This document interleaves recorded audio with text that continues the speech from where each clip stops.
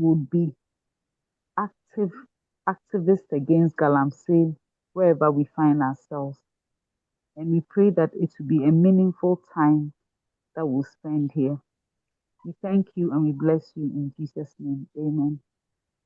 Amen. Thank you so much, Dr. Mamiya Nyako. She's a senior specialist pediatrician consultant, actually, at the Princess Marie Louise Hospital in Accra. A very great member of the Pediatric Society and Ghana Medical Christian Fellowship. Thank you so much, Dr. Mamiya Nyako. Now, let's see who we have with us. But before I let us know the guests and the schools, let me just talk a little bit about why we are doing what we are doing. We realize that throughout the whole of history, it is student groups, it is the young people who, when they rise up, they are able to cause radical change.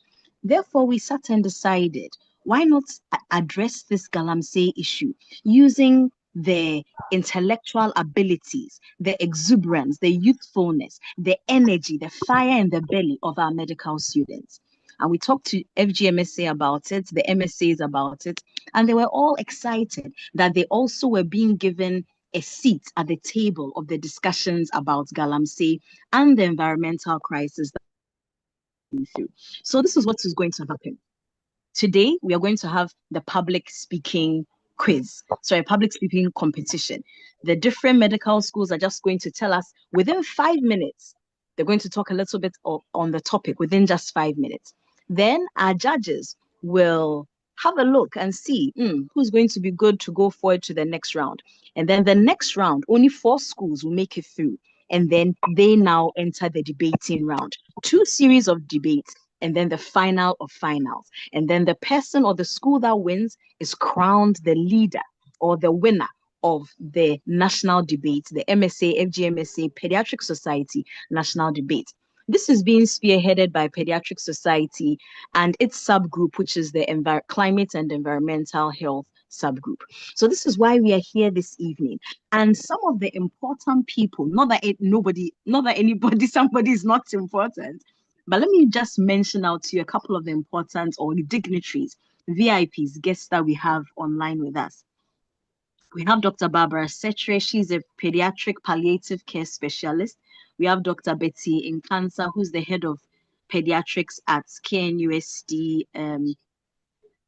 KNUST Hospital. We also have Dr. Charlene Kilba from the Ridge Hospital. She's the pediatric intensivist there. We also have Pediatric Society dignitaries. That's the Vice President, Dr. Emmanuel Opon, the President, Dr. Hilda Boy, the Secretary, the Treasurer. I see Genevieve on the line. I see so many people on the line. We have Dr. John Adebia Pia, who's was one of the former presidents of the Pediatric Society. And I think I should stop here. Otherwise, I'll spend all the time making introductions. I will have very little time for the reason why we are actually here. So let me move on. Let's talk about the schools who we have. From KNUST, we have Jochebed Korte. Jochebed, can you unmute? Give us a wave, say hello to us. Let's hear your voice.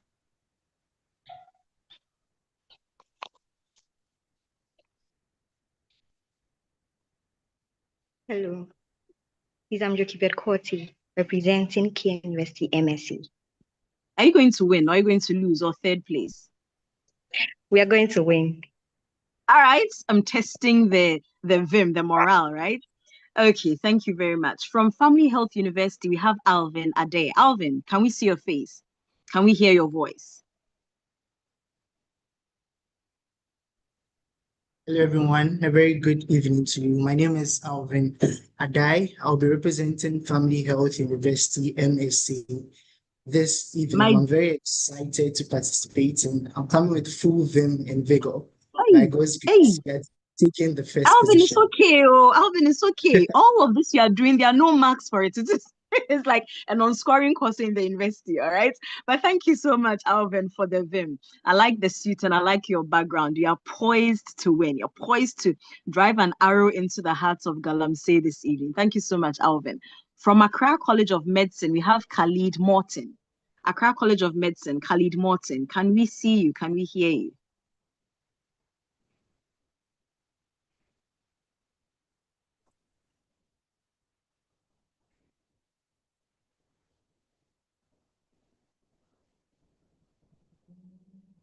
Khalid Morton. All right. I think there's a slight challenge there. From the University of Cape Coast, we have Chris Foley. Chris, can we see you and hear you? Yeah, glad to be here. Thank you so much. All right. The Fugu alone is 10 points, right? You're joining the president in the Wednesday Fugu Day. That alone is 10 points. That's great. Okay, from the University of Health Sciences, University of Allied Health Sciences. I got that wrong. University of Health and Allied Sciences, yes. Isaac Nudanu. Isaac, can we see you? Can we hear you?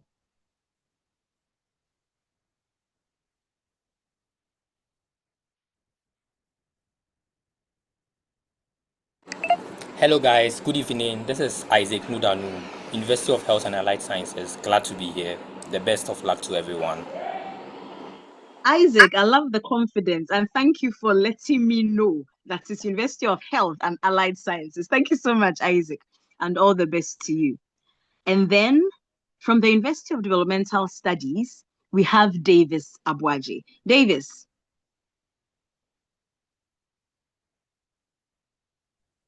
Hello, everyone. My name is Davis Abuaji, representing the University for Development Studies, and all the best to everyone. Davis, can we see you?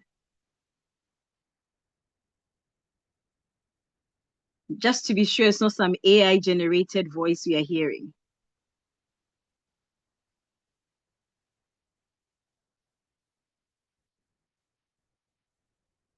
Hello, there's a bit of on and off with the lights, but can you please see me? Hello. Oh no, it's just doom, so it's just darkness that we are seeing. Oh I hope it doesn't affect your presentation in any way. Oh, I really hope so. I hope so. You better get on your knees and start praying, Davis. Okay, so thank you so much. Khalid, are you online? Yes, Khalid, I can see you here. Can you unmute and then say hello to us from Accra College of Medicine? Khalid. Good evening, everyone. My name is Khalid Morton, representing HTM. Okay, all right. So from the car alone, that alone is 100 marks, I hope. Maybe my judges will be impressed by the detail of the car. Father Blay, I hope you'll be impressed by the detail of the car and give him some extra marks for that. So thank you all so much to our contestants for availing yourselves for this program and even for showing up at this point in time. Now let's have opening remarks by the chair of the subgroup, Professor Anthony Enimel. He's an infectious diseases guru at the Kwame Nkrumah University of Science and Technology, consultant pediatrician, millions of publications, millions of international presentations. Shall we welcome him to give us his opening remarks? Prof. Enimel. Thank you very much, Adoma Foucault. It's a great privilege to be here. We thank all who have been able to join so far. This is the first of its kind organized by the Climate Change and Environmental Health, which is a subgroup under the Pediatric Society of Ghana, under the leadership of Dr. Hilda Boy. It's a wonderful opportunity for us to seed leadership into our medical schools. They are the next generation of scientists who will go further than we have done. Let me emphasize that illegal mining, our generation has not done too much, but we want to hear from the next generation. You are the real holders of the future. We want you to make noise, speak louder than we have, and show us that we need to move along with you, or we need to support you to win this battle. This is the first of each series. We intend to go more because we need to create awareness and sensitize our audience and every Ghanaian. Let me especially thank all our judges. It's not easy sacrificing time to be on, but we trust that it's going to be very educative and all of us are going to learn and have some influence. The bottom line is we are destroying our future and we need to speak against it. We need to look at policy and implications. And I trust the debaters will do a good job and our judges will be fair. And it is fun mixed with education. I wish everyone well. I want to thank the leadership of the Climate Change Environmental Health Group for putting this together. I'll come back at the end and I'm sure I wish everybody well. And whoever loses, you haven't lost. You would have made a point. Whoever wins, we are hoping that the next round will be more exciting with new ideas, and leadership will listen and take seeds from it. Thank you. I hand over to the moderator. Thank you very much. Thank you so much, Prof. Enimo. God richly bless you. Now let's listen to opening remarks from the FGMSA President, Samuel A. Isifu, the next WHO Director General. Samuel.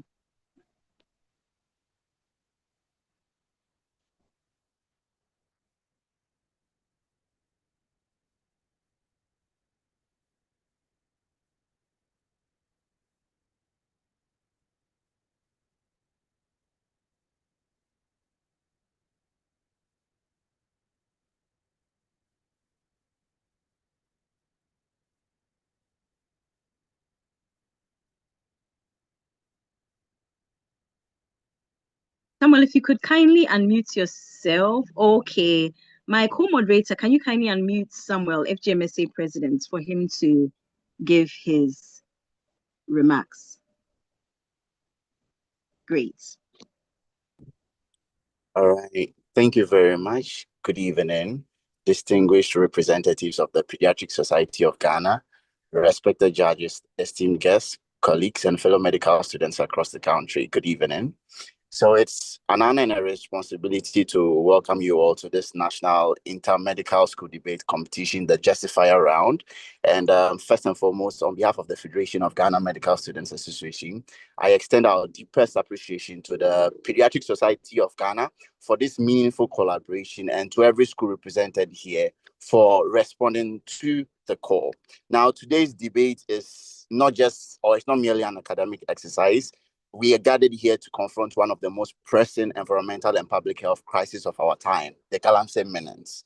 And as future doctors, we are often focused on clinical excellence within the hospital walls, but the topic before us today asks a more fundamental question, which is, should we remain on the sidelines, or should we step forward as agents of change? And so more than ever, our health as a nation is inextricably linked to the health of our environment. When our water bodies are poisoned, when our lands are degraded, it is the children and the vulnerable who suffer first. The very people our colleagues at the PSG, that's the Pediatric Society of Ghana, dedicate their lives to protect them. And so, to the contestants representing the 7 medical schools, UCC MSA, Family Health MSA, UDS MSA, KNUST, Accra College of Medicine, UHAS, I want you to know that your voices today or tonight and beyond represents the conscience of the next generation of Ghanaian physicians. And so we look forward to this intellectual rigor and the passion you bring to this challenge. Once again, our profound gratitude to the Pediatric Society of Ghana for this collaboration and providing this platform for medical students to engage in national policy discourse. Thank you so much, and may the best school win. Thank you so much, Samuel A. Isifu. I can see why you are the FGMSA President, and we're expecting great things from you in the future. We're expecting you to be a mover and shaker, because the way you've given this brilliant speech, if you don't continue on like that, you have questions to answer. So thank you so much, Samuel Isifu. Now we're going to have our opening remarks from the lady herself, the president of the Pediatric Society. This is a wonderful lady who has made so much progress with Pediatric Society. She's moved Pediatric Society from one level to another level, and she's continuing to do so, opening doors all over for the society, for children, and for the vulnerable within the country. Shall we give the floor to Dr. Hilda Boy? Thank you very much, Dr. Aduma-Forkour, for the very kind introduction. I work with a great team, including you all, which make the work possible. Thank you. So good evening, distinguished judges, respected faculty, contestants, ladies and gentlemen. On behalf of the leadership of the Pediatric Society of Ghana, I'd want to say a warm welcome to this evening's program and appreciate all of you for making it possible, especially the Climate and Environmental Health Subspecialty Group, as well as our partners, the FGMSA, for coming together to make this program happen. Over the last few years, the society has done a lot of advocacy for children, especially in the area of environmental health. And this work has been intensified, especially with the forming of the climate change and the environmental health subspecialty group. And we are truly grateful for this. We cannot do it all alone. We need everybody's hands on deck to be able to move the advocacy forward. And therefore, it's very exciting to see that we have medical students joining on as agents of change. I see only one woman on the poster representing just one of the schools. I know there are many more ladies who are medical students who have joined online to support her. And we trust that you will all continue to advocate for the environment to be safe for us all, and especially our children. On that note, I know that you will debate very well, and we all hope that the very best wins. And whatever the outcome is, we believe in you, and we trust that you continue to advocate for the environment to be safe. Thank you to you all, and have a good program. Thank you so much, Dr. Hilda Boy, for that speech. Thank you so much. So I know you're all itching to hear what the students are going to say, right? I know some people are wondering, some of the press who are on board are wondering, is this medicine? Is this social science? What are we doing with this topic? Asking whether medical students in the face of the Galamsey crisis, should future doctors remain on the sidelines or step forward as agents of change? Some of you are wondering, where's the science in this? Where is the medicine in this, the anatomy? So let's vote, right? Let's do this ballot. Let's vote on who's going to speak first. We're going to ballot, sorry. And to do that, my speakers, the 6 of you, please pay rapt attention here. Forgive me if this is not how you thought the ballot would go. I'm sure you thought of letters or something, so forgive me. But this is how the ballot is going. I am actually being quite merciful here because I'm not asking you to come up with the names of the staff themselves before balloting. I'm going to give you the names. You choose one, right? And then I'll let you know which order you come in. I hope it's clear. So, God forgive me. All right, so pituitary hormones, right? So we have the growth hormone. That's one. So you can choose any of these 6 hormones I'm mentioning, choose one. And please put it in the chat so that my co-moderator will know what has been taken and what hasn't been taken. And you can also have a look at what has been taken and what hasn't been taken. So we have growth hormone. That's one of the hormones. We have thyroid stimulating hormone.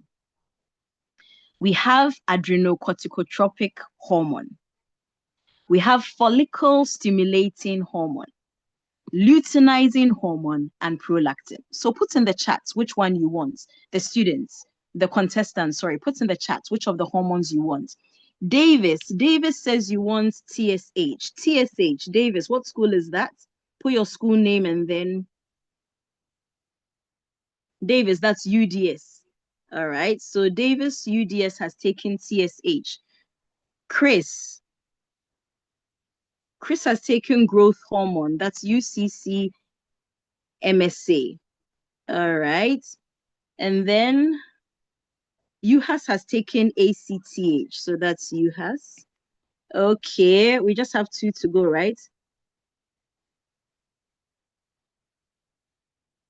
KNUST has taken prolactin.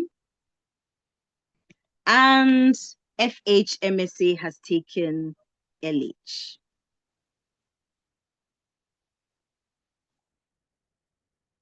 Okay, so UCCMSA has taken growth hormone, TSH goes to UDS, ACTH goes to UHAS, FSH goes to,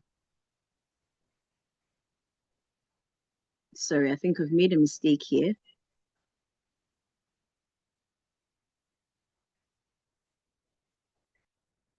LH goes to FHMSA, prolactin goes to KNUST, And all right.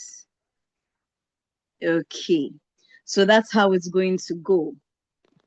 So UDS, right? UDS.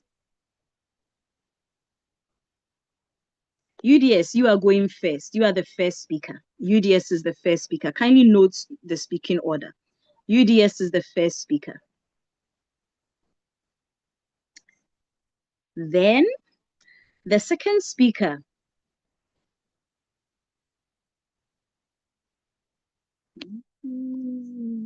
Okay, I understand this. All right. So UDS is the first speaker. ACC Accra College, did you vote? It doesn't look like you voted. So you automatically take the second place, which is FSH, Accra College.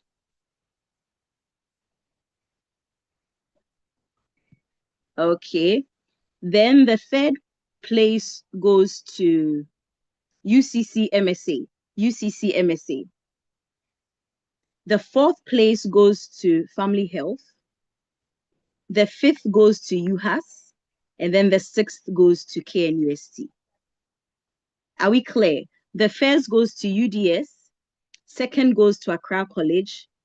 Third goes to UCC. Fourth goes to Family Health. Fifth goes to UHAS. And then the final person to speak is KNUST. You realize I was very lenient with you guys. I didn't ask you to list the hormones or anything, right? I'm a very lenient examiner. Okay, so now I'll hand over to my co-moderator, Kamal Tijani, and she is going to continue with the introduction of the judges, and then the debate begins. Kamal, over to you. All right, thank you very much, Dr. Adoma. And so, yes, to help us decide which 4 schools are actually going to move on to the next round, we are honored to have a highly distinguished panel of judges. So, yes, please help me welcome our panel of judges. First of all, we have Professor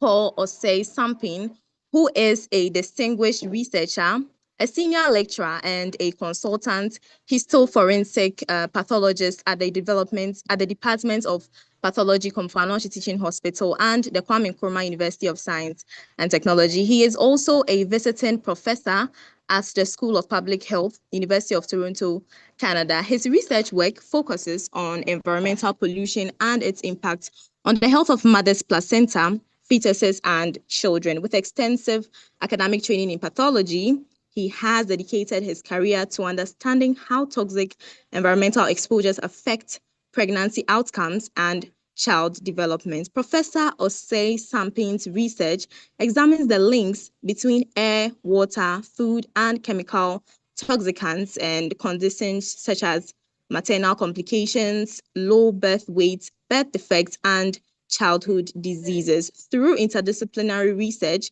he has contributed valuable evidence that informs public health policies and preventive strategies. Beyond academia, Professor Osei-Samping is a leading advocate for environmental justice and maternal and clinical health. He actively engages with healthcare professionals and communities to raise awareness about pollution-related health risks and to promote safer environments for vulnerable populations. Professor, you're welcome. You're welcome. Professor Paul. Me?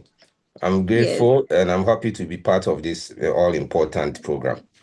We are also grateful having you here. Next, we have Dr. Na Adoko Soji Tete, who has over 20 years of experience as a healthcare professional and medical educator. Her background is diverse, encompassing frontline healthcare delivery, faculty roles in physiology, and NGO leadership. She is a past president of the Medical Women Association of Ghana. Dr. Na, thanks for joining us tonight. You're most welcome. Thank you very much for having me. It's a pleasure. All right.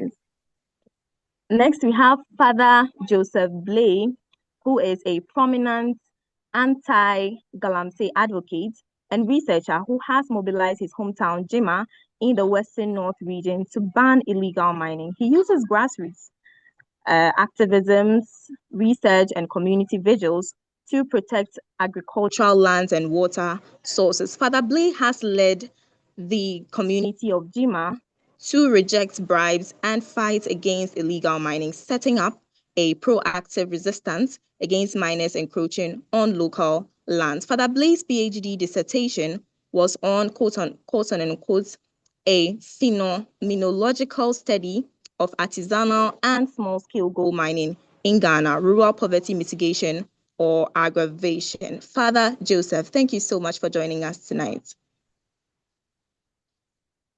Father Joseph. Okay, I was muted. So thank you very much, Doctor, and I'm happy to participate in this maiden debate. All right, it's a pleasure having a distinguished panel of judges. So yeah, I'll hand the floor over to our panel of judges to provide the official guidelines and rules for tonight's speeches. Yes, thank you very much. Yes, thanks a lot for the introductions. So good evening, everybody, or good day if you are in a different geographical jurisdiction. It's a pleasure to be here once again. So where are we? Ghana's Galamsey crisis is actually a failure in conversations. So it's very good we are doing this because out of great conversations emerge great solutions. So thank you very much, Pediatric Society of Ghana, for leading us into this space. I will share the criteria that the judges have. So I'm doing this on behalf of Professor Osei and Father Blay. I will tell you how we're going to go about judging this program. So we have 4 criteria that we're using, and I will need the students especially to be particularly attentive here. It's not physiology, it's not anatomy, but you'll need to be attentive so that you make sure that you meet the criteria. So there are 4 criteria. 1 is content and argument. So there are 10 marks for that. And there we are looking for strength and relevance of your arguments. We're looking for your use of evidence. We're looking for logical structure and reasoning. And then we just want to make sure that you actually understand the topic that you are debating on. So that's the criteria on content and arguments, and that takes the biggest, mark as far as the criteria is concerned. The next one is delivery and presentation. That gets 5 marks, and the other 2 also have 5 marks each. So with delivery and presentation, we are looking at your clarity and the pace. Yes, you have 5 minutes and you have to fit a lot in there, but we need to hear what you're saying. We want to make sure that you're composed. There's some mark for your confidence, as we will determine through, the online interaction. Your camera needs to be on. So I hope Davis has sorted out his problem so that we can see him, because it's important with current electronic advances. We don't want any AI system speaking for the school. So we have to see you.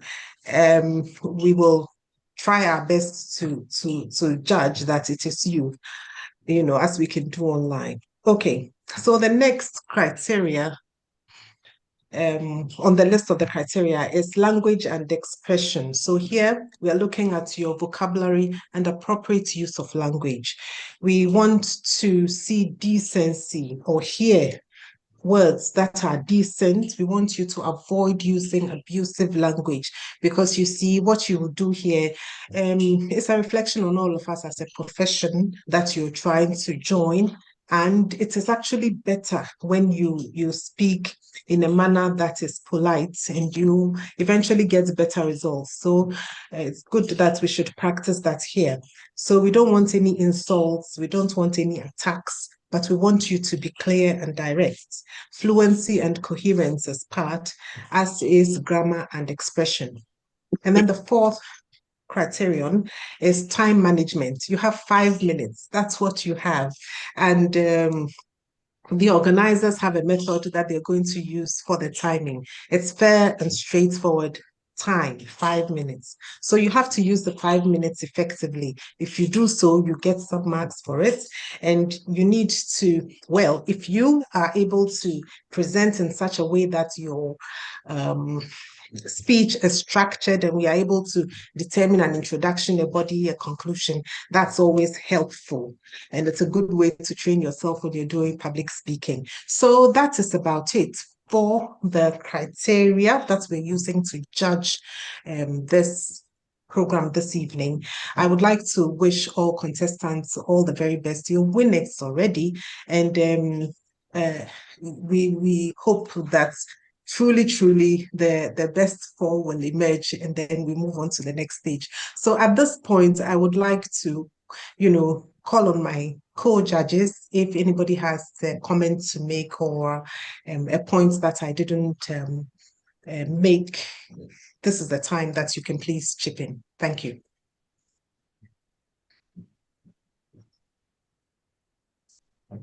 I think I'm okay. Okay, so I guess I'm also okay. Okay, thank you very much, Reverend Father, and thank you very much, Professor Sampini. So over to you, MC. We are all set as the judges. All right. Thank you, Dr. Na, for those clear guidelines, and our other distinguished panel of judges too. Thank you all so much for the guidelines. Now, ladies and gentlemen, the stage is set. We have 6 brilliant medical students who are ready to prove to us why they should proceed to the next round, right? That's the semi-final round. So, yes, without further ado,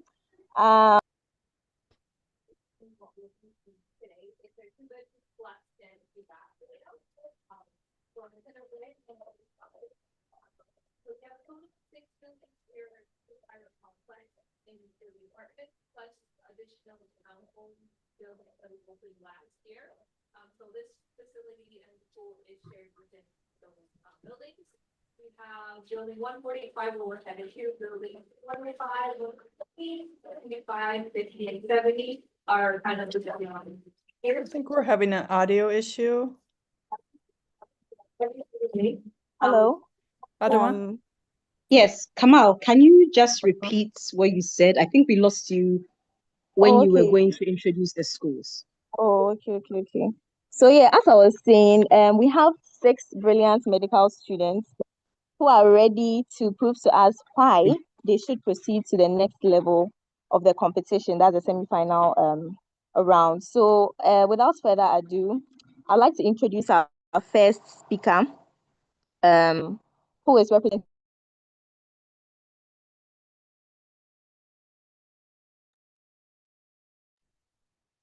Is our speaker ready? Hello, please, can you hear me? Hello. Yes, Davis, Okay, we can hear you. To the judges, Davis has a slight challenge. Dumso has visited him, so he may not be able to show his face because of the light off. Thank you. Okay, all right. So your time starts now. You may begin. Sorry, please, can you start again? Okay.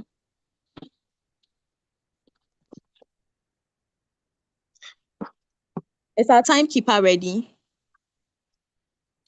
Timekeeper.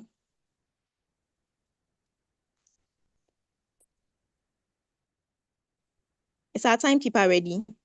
Yes, the timekeeper is ready. So Davis, kindly start so that the timekeeper can start the time. So right. Yes, Davis.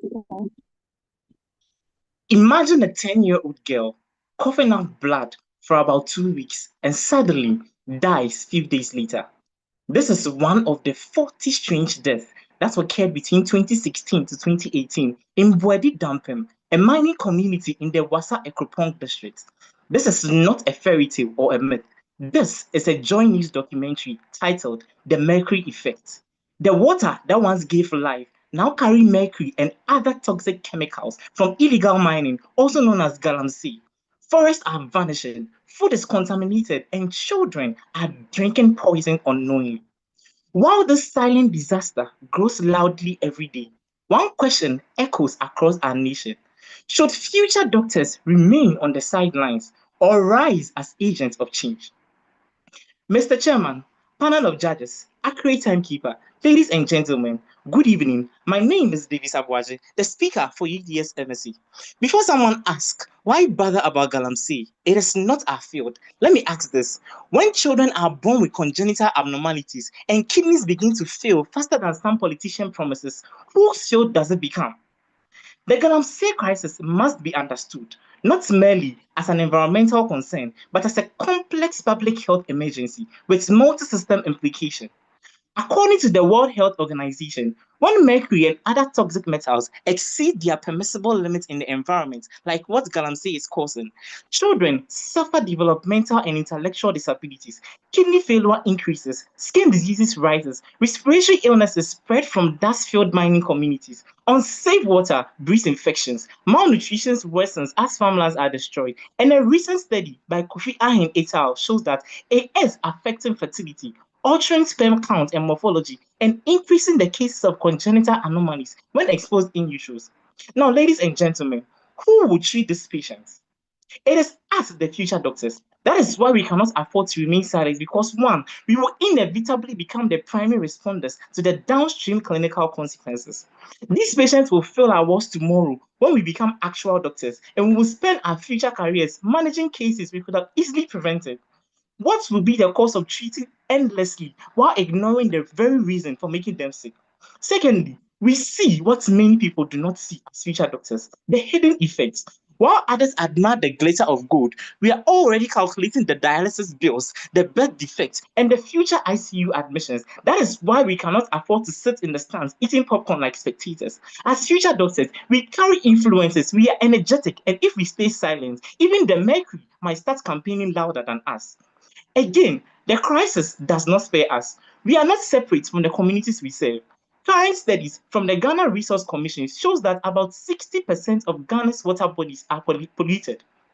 So the tomatoes on the market, the fish on your plate, the consumed made by your yam, thinking it's a balanced diet, may have been garnished with mercury or sprinkled with arsenic, as some of them have been raised or put with polluted water. So unless, of course, any of us have discovered a way to survive without drinking water, eating food, or some way, somehow, probably farming on the moon, then I'm sorry to say, but we are all at a risk. And if we ignore this today, tomorrow, we may find ourselves suffering alongside the very patients we are meant to save, sitting beside them in dialysis units and fighting the same preventable illnesses. Ladies and gentlemen, the medical profession is built on one core principle, and that is to protect life. If we stay silent, then we are abandoning what responsibility before we actually become medical doctors. Our leaders, the Ghana Medical Association and the Pediatric Society of Ghana, have already sounded the alarm. This program alone is a sign that silence is not an option. We, the future doctors, must step forward as agents of change by transforming medicine beyond hospital walls into a national fight for life, health, and survival by one, documenting the truth using medical evidence to prove how galamsey is causing drowning, death, and adverse effects. Two, educating and warning the public through the various medical student association and the Federation of Ghana Medical Association platform and other media houses to launch a galamsey series and even with tree planting. Three, advocating boldly, joining medical associations to declare galamsey as a public health emergency and pushing the government to act now and not later. Four, prevent and not just treat by leading community awareness campaigns and school education. Lastly, we must go to the communities working hand in hand with environmental experts, as our presence alone sends a powerful message that this danger is real and not politics or propaganda. If future doctors remain on the sideline, we risk a generation of burdened congenital abnormalities, which could rob our nation's future. Like the great Albert Einstein once said, the world will not be destroyed by those who do evil, by those who watch them without doing anything. My fellow medical students, will we be involved or will we be at the sidelines? Like your favorite childhood Captain Planet will say, the power is yours, but remember, posterity will judge us the decision make today. Thank you very much. Posterity will judge us from UDS MSc. Thank you very much for the powerful stats. So yes, our speakers will do their parts. Our judges will also do their parts, but you out there would also have to vote to make sure your favorite school stays at the top and makes it to the semi-final stage. So yes, keep the votes coming. The link will be dropped soon so that you can start voting.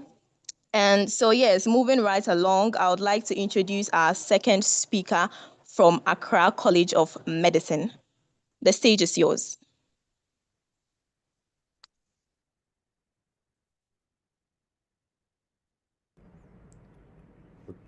Good evening, please. Can I be heard? Yes, I can hear you. All right, thank you.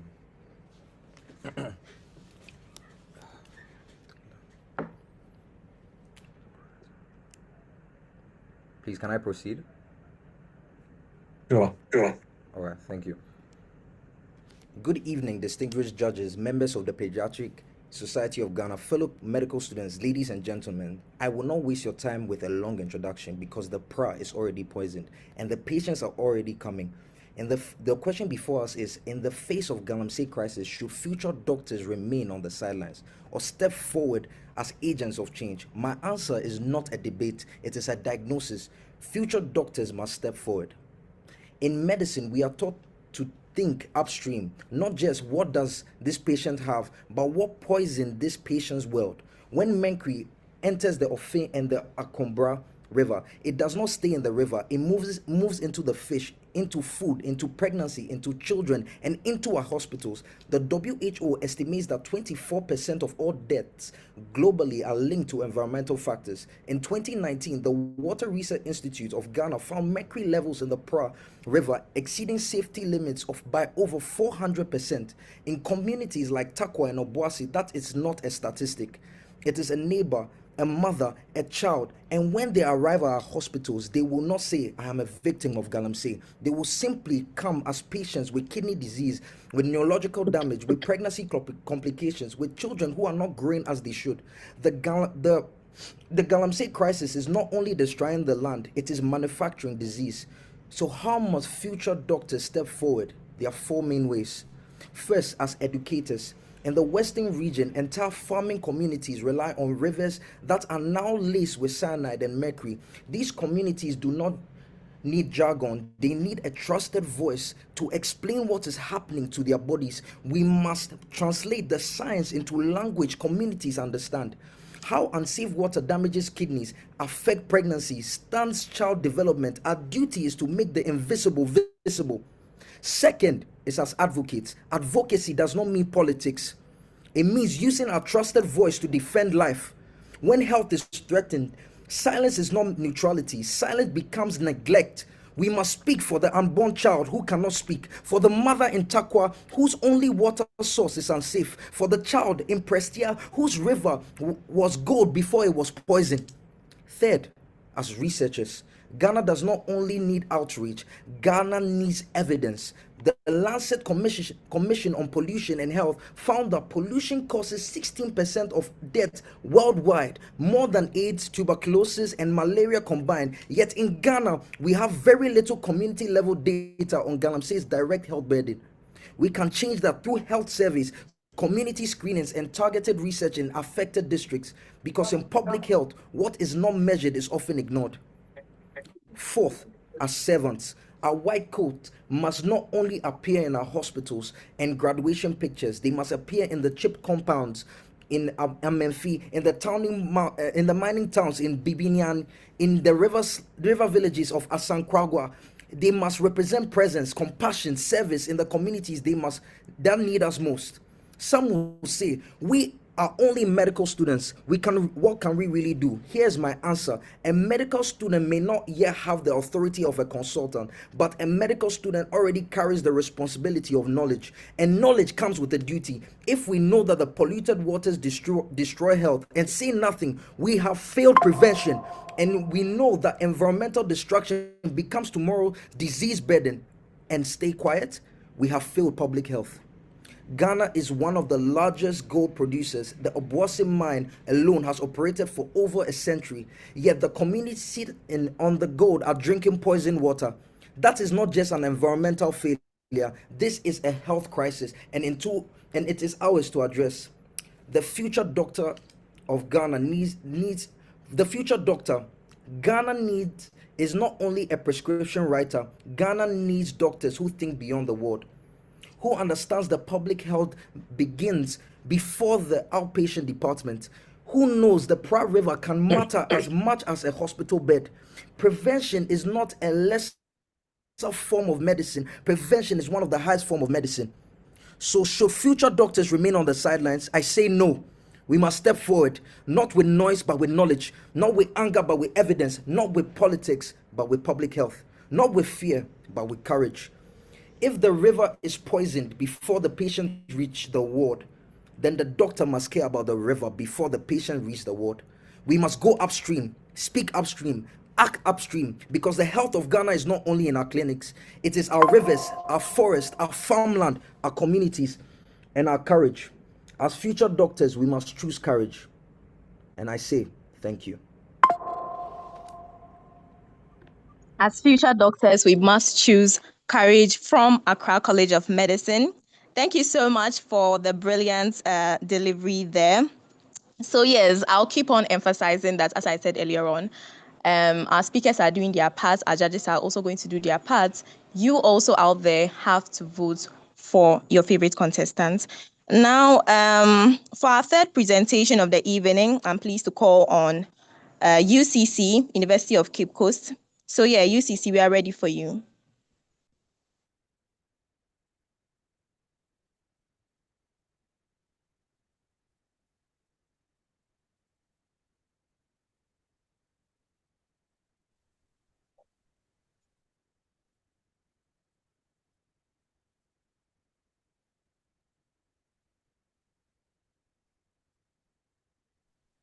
UCC. Co-host, can you kindly unmute UCC?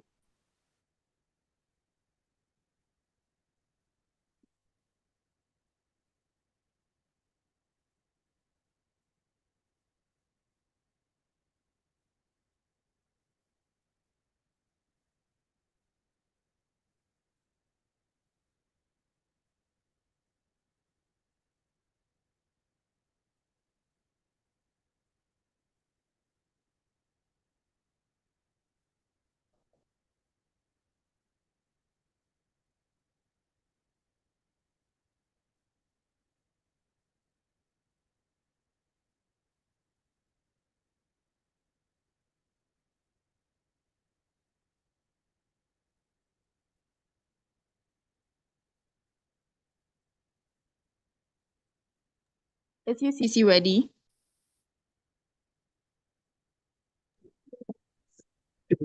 Please, okay.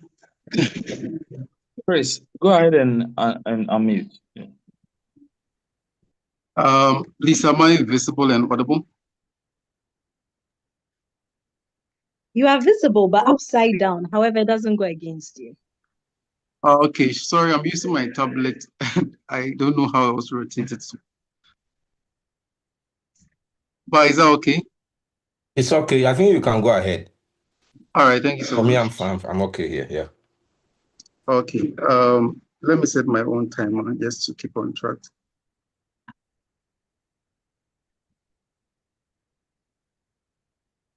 Okay. I'm ready. Can I start? Sure. All right. When I stand before you today, panel of esteemed judges, to present a case against Galamsey and the need for future doctors to act, I do not stand alone. With me are thousands of young patients with failing kidneys and thousands of little children smiling and jumping by the riversides, but slowly drowning in their own blood, now saturated with mercury and cyanide. The real question today is not whether future doctors should step forward or remain on the sidelines. It is whether these future doctors should choose life or death for their patients. Good evening, panel of judges, invited guests, ladies and gentlemen. I am Chris Foley, a fifth-year medical student at the University of Cape Coast, to tell you a story. On the 15th of March 1813, a little boy was born as the first of 9 children in a poor neighborhood in England. But the boy had big dreams, dreams deeper than the depth of his poverty and louder than the voices of limitation that told him he was just a random boy with no voice. 19 years later, while training to become a medical doctor, the boy encountered a disease that was savagely wiping away thousands of lives. He observed and learned the treatment of the disease, but was not satisfied with merely treating the symptoms of a bigger underlying problem. More than 20 years later, when he was a fully fledged physician, he encountered the disease again on a grander scale. This time, he did not just treat the disease, he left his consulting room, traced the disease to its source, collected data, drew conclusions, and demanded insistently that the government did something about it. This is the story of the father of epidemiology, Dr. John Snow, and the disease in question was cholera.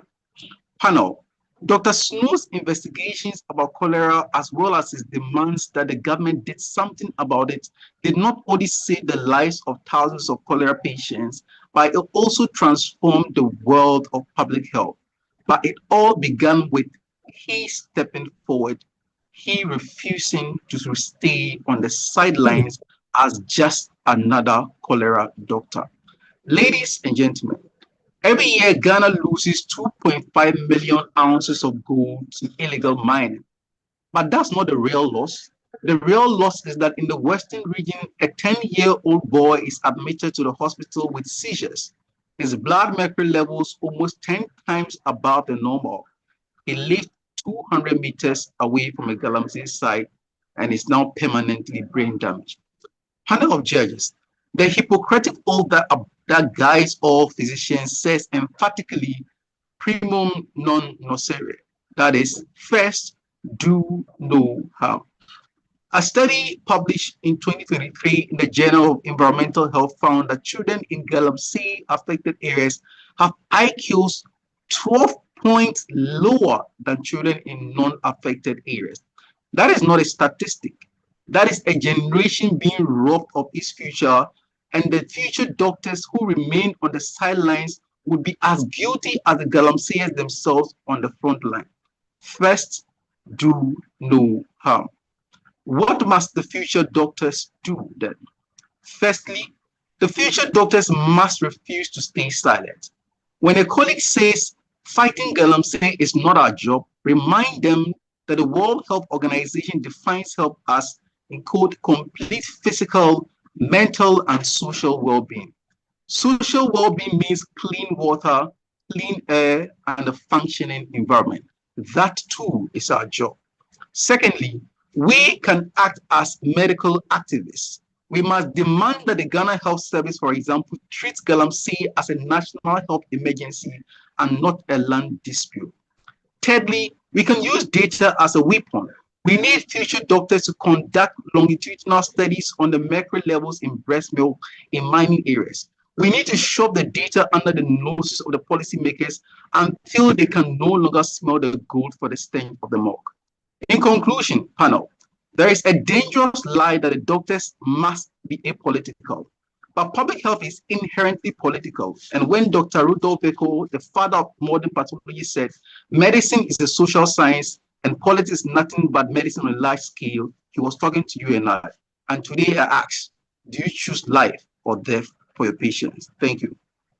Do you choose life or death for a patient? From UCC? All right, UCC, thank you very much for your compelling arguments. So yeah, we are halfway through our speeches now, and I think it's getting very clear that the competition is getting very heated up. Yeah, the tension is heating up.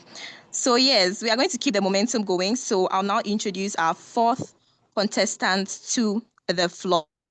Family Health Medicine, the floor is yours.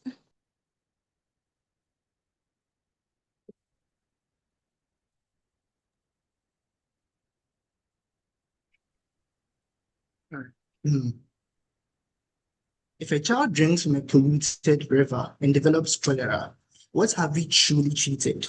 The disease or the failure that allowed it?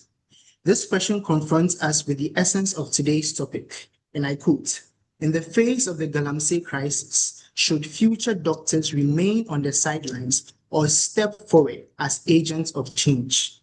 Let me be point blank from the outset. Future doctors must not remain on the sidelines.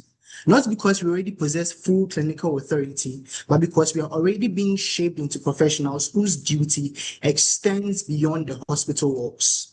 The chairperson, representatives of the Pediatric Society of Ghana, panel of judges, and flagging timekeeper, fellow speakers, ladies and gentlemen. My name is Alvin Elomadai, a third-year medical student and the representative of Family Health University. Illegal small-scale mining, popularly referred to as Galamsey, has evolved into a profound public health crisis in Ghana. And at the core of this issue is water contamination. Studies have demonstrated mercury concentrations in water bodies exceeding the WHO permissible limit by up to 10 to 50 times. Additionally, the Ghana Health Service attributes approximately 70 to 80% of outpatient morbidity to environmentally related conditions. Now, children are especially vulnerable due to their immature blood-brain barrier, higher gastrointestinal absorption rates, and ongoing neurodevelopment. The result of this heavy metal toxicity is intellectual disability, deficit in executive function and memory, and other neurobehavioral disorders, and microcytic hypochromic anemia via inhibition of heme synthesis. Beyond physical health, Galamsey disrupts social and developmental well-being. Many children in affected communities are drawn into child labor, working in or around mining sites, and at the same time, their education is often sacrificed. But perhaps the most painful truth is this: children do not profit from Galamsey. They do not regulate it. They do not vote, yet they suffer its consequences the most. This is not just a health systems issue. It is an injustice. As future doctors, we are trained to diagnose, to treat, and to prevent. But what prescription do we write for poison rivers? What drug reverses environmental neglect? What dosage cures policy failure? We cannot treat our way out of this. We must advocate our way out.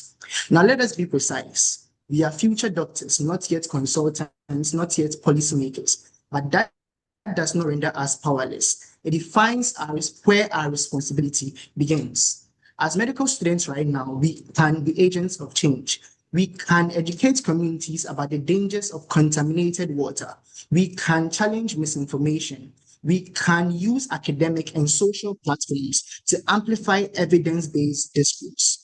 We are already in training to understand disease causation, and in a crisis like Galamsey, that understanding of pathology must extend beyond slides and textbooks.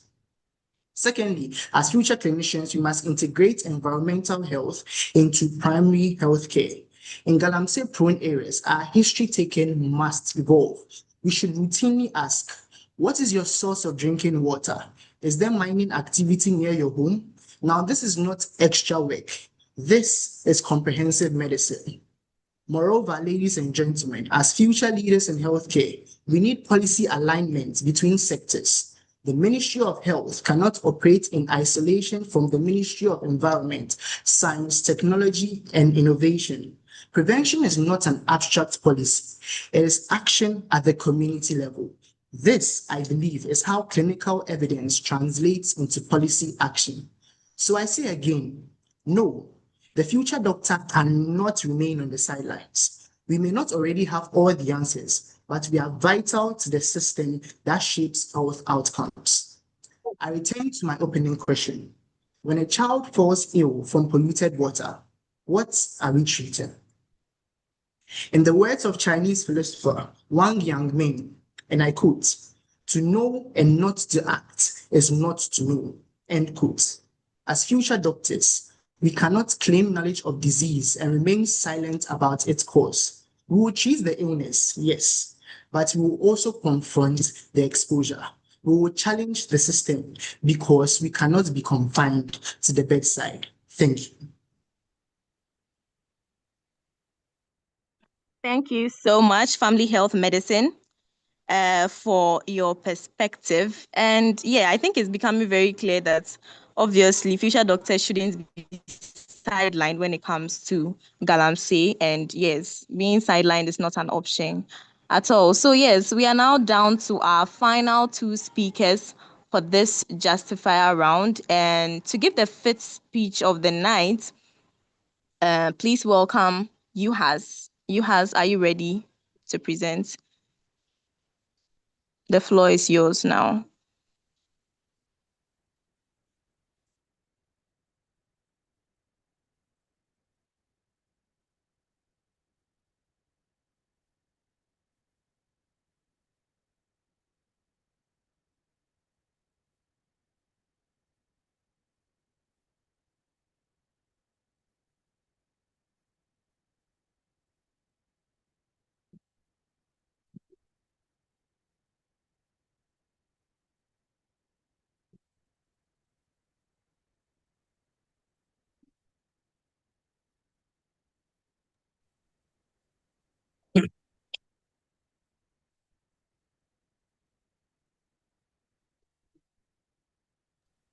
Is Yuhas having a connection problem?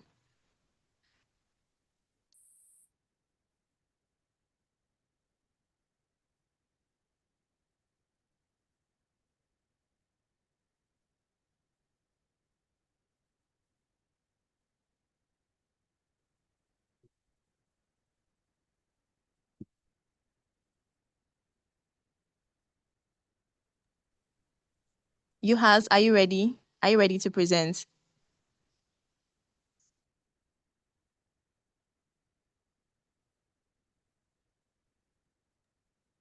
Moderator, can you kindly unmute Yuhas? He's having a challenge. Can you kindly unmute him?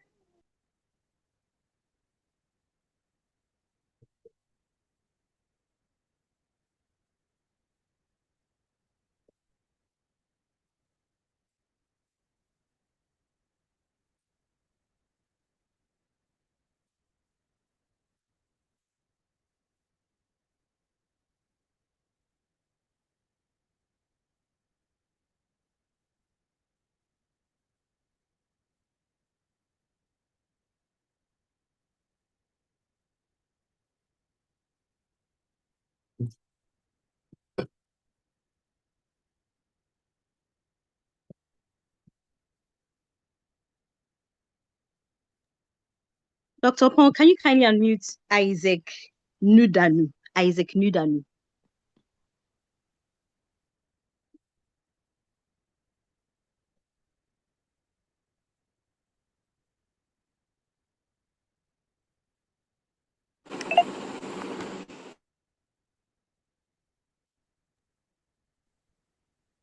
Isaac, please unmute.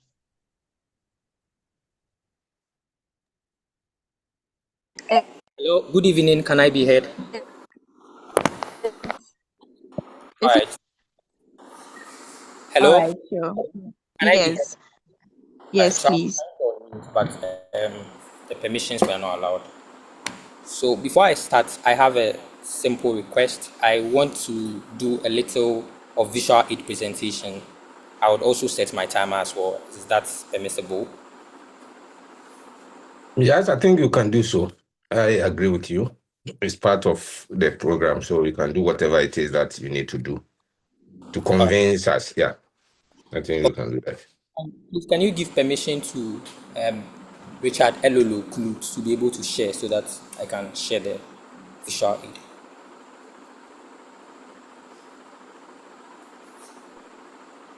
Panel of judges, do you agree that he give permission to another person to do that? For me, I have no problem with that. You can go ahead. I don't know about others, please. Fine with me if he's able to work within this time. Please, our panel, we asked them, we told them that they will not use visual aid. So you realize that all of the others also didn't.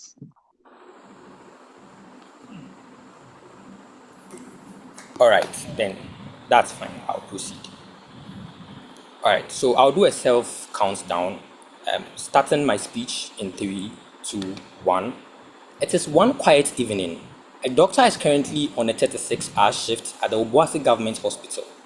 The hospital is getting busier, the corridors noisy than usual. You are a medical student sitting in that consulting room when the mother walks in with a 9-year-old child. Her mother explains that she easily gets tired, complains of abdominal pain and diarrhea that keep returning despite treatment. Lately, she struggles in school, not because she refuses to learn, but because she cannot seem to concentrate for long. You realize that the other children from her vicinity present with similar symptoms. You watch this doctor treat her symptoms and then sends her back home with medication into the same environment that made her ill. You watch this unfold each day. Will you decide to do something about the routine and go into the community, or you think it's unnecessary? Good evening, honorable judges, leadership of the Pediatric Society of Ghana, fellow medical students, ladies and gentlemen. This is the question that confronts us today. Should medical doctors or future medical doctors remain on the sidelines or step forward as agents of change in the face of Galamsey crisis? I am Isaac Nudanu, a fifth-year medical student at the University of Health and Allied Sciences, and I'm honored to deliver my speech on this rather important topic. First, future doctors. Future doctors are basically individuals currently undergoing structured medical education, such as the MBCHB program. We are clinical students, pre-clinical, and possibly house officers in early postgraduate formation. Even as future doctors, we wear the three garments of the physician's cloak, grounded in our training and the oath we have taken to prevent harm and serve society. This equates us to act as equal to health professionals, putting on us some sense of responsibility. This answers anyone asking that, well, we are not yet health professionals. Importantly, we must not view medical students in isolation. They exist within organized institutional structures such as the FGMSA, Federation of Ghana Medical Student Association, such as the IFMSA, and early career professional bodies like the Junior Doctor Association, JDA. These platforms already reflect an important reality that medical trainees are already embedded within structures that give them a collective voice, a structure, and a growing influence through student-led outreaches and advocacy. My attentive audience, what I just said shows that capacity already exists. Because a school of thought can say, why should future doctors or medical students be involved in this demanding journey? Where can they get the funding, the bargaining power to even engage stakeholders? That is a valid question. However, with this structure that exists, our strength lies not only in our individual advocacy, but also in our ability to mobilize collectively and engage stakeholders who will take it up from there. The second thing then is the Galamsey crisis panel. I think Galamsey has evolved as a major crisis. What was once small scale cannot be called small now. Just like rivers like the Pra and Ankobra have been heavily polluted, a research that has been done by Professor Nicole Kote, a professor here at UAS, Department of Nutrition, found toxic metal levels in fish from these rivers, far exceeding WHO limits, highlighting the serious health risks. This is a child health crisis panel. Children are exposed to contaminated water. Many are pulled out of school into mining. A report showed that 17% of teenagers remain in school, with 83% drawn into Galamsey. My audience, mercury can cross the placenta and damage fetal brain, affecting developmental function. Professor Paul Poku Sampeni Osei has found heavy metal contamination about 4,000 placentas, leaking into miscarriages and severe congenital abnormalities. If nothing changes, we are not just destroying land, we are raising a generation whose health and future are quietly taken from them. The next question then we can ask is, what does it take to be agents of change? I think I need to show you. One, maximize our community engaged learning. For example, here at UHAS, we have the SCEP program, which is called the Student Engagement Community Program, where we go into the rural communities and identify health problems and build real-world understanding. A research by UHAS professor again, Professor Ampofo Gifty, shows that it has improved knowledge, trust, and social responsibility, and leading to interventions like a borehole provision in a town around Ho called Blido Kope around Ho. These interventions have shown that medical students are already doing things on the ground. Two, we can design policy solutions. Medical students can go beyond just talking about these problems. For example, Family Health University was able to develop a project, but we think that far from being an academic exercise, they can approach it to stakeholders for real-world implementation. Three, we can conduct and publish research. We think that students have already been taught research practices. Once we implement these things, we get the data, we can actually send it for evidence, for advocacy in future latest, right? But what are the reasons why we should implement this? One, I've grouped it into the principled reason and then the utilitarian reason. We think the principled reason is the fact that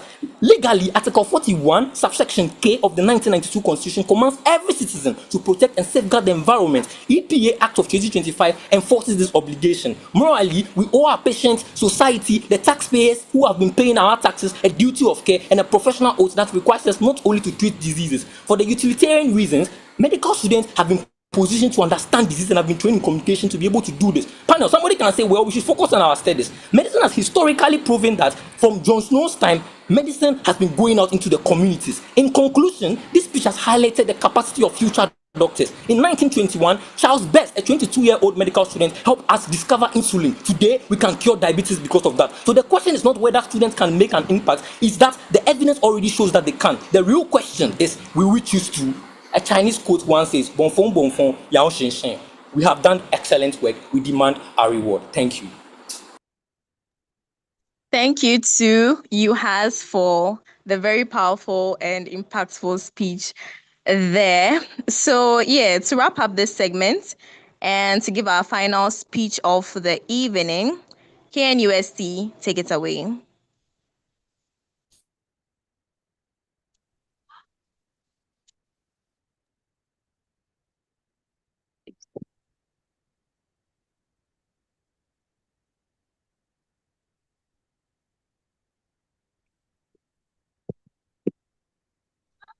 Am I visible? Yeah, And am I audible too? I think so. Okay. I start in 3, 2, 1. Did you know that Ghana could start importing potable water by 2030? With a recent report of a hike in sachet water prices due to the US-Iran war, you could sense the worry. One can only imagine what the cost of this new imported potable water would be. But the real cost isn't in our pockets. It is in our hospitals. In a small community hospital not far from Konongo, Ejiwa Mansa was born with flailing limbs, no strong cry, just a fragile, struggling breath. When the midwife lifted her, the womb shifted. Ejiwa's tiny spine was not fully formed, her lower limbs weak and unresponsive, and her head enlarged. What should have been a moment of celebration became a devastation. Ejiwa is not just a patient, she is evidence that illegal mining is no longer just destroying the forest and rivers, it is trespassing into the womb, rewriting life before birth. Distinguished judges, evidence increasingly reveals the clinical cost of this crisis. The standard turbidity for treatment is often below 500 NTU, but studies have shown that our rivers like the Pra and Cobra and Bream have recorded levels as high as 14,000 NTU. That's 2,800 times more toxic than what a human body is designed to handle. The Pediatric Society of Ghana reported a sharp rise in congenital anomalies and neurological impairments among children born in mining communities. Supporting this, Professor Sampini's work has highlighted placental contamination, alum-related treatment concerns, and forensic patterns linking abandoned Galamsey pits to preventable deaths. Ghanaians haven't sat in silence. In September 2024, the Fix the Country movement and Democracy Hub took to the streets of Accra, protesting against Galamsey. Other civil society groups and labor unions have also joined in this fight. The Ghana Medical Association and several other health unions in September 2024 urged the president to immediately ban all small-scale mining operations. The government has introduced the National Anti-Illegal Mining Operations Secretariat, the Blue Water Guards, and some other interventions. Yet the persistence of toxic exposure, systemic corruption, and continuing disease burden reveal that our response remains far from proportionate to the magnitude of the crisis. The fight must therefore continue till the very end, and future doctors must also join in instead of remaining on the sidelines and the suffering. We can directly link Galamsey to poisoning, disease, and death, turning environmental damage into undeniable human evidence. Again, we carry public trust and moral credibility even before getting our license. Our voices command attention because society sees us as protectors of life, not political opportunists. Future doctors must not remain on the sidelines because we can influence research, policy, and public awareness. Through our final year projects using social media for advocacy and education, we can shape national action beyond hospital walls. Years ago, medical students in the American Medical Association decided they were tired of seeing the effects of secondhand smoke in their clinics. They didn't wait to graduate. They passed resolutions within their student organizations and lobbied relentlessly for years. Their persistence was a primary catalyst for the federal ban on smoking on domestic flights. Future doctors are trained for prevention, not just treatment. We are equipped to fight the root cause of illness before poisoned communities become hospital statistics. On the contrary, to remain on the sidelines is not neutrality, it is consequence. It is to watch preventable disease multiply while poisoned communities expand and informed voices remain silent. The Hippocratic Oath calls medicine to protect life, yet silence in the face of destroyed ecosystems and preventable suffering becomes its own form of harm. If we choose silence now, we do not avoid the crisis. We merely schedule a later appointment with its victims. We will leave these lecture halls and meet it again, magnified in our world. A world where future doctors choose to be agents of change is one where scientific knowledge actively prevents disease before it emerges, where we help reduce exposure to galamsey-related toxins, lowering rates of the related diseases and defects. Early detection improves through collaborative screening, while public awareness strengthens environmental accountability. Over time, prevention replaces reaction, and communities once burdened by pollution begin to experience measurable improvements in health and safety.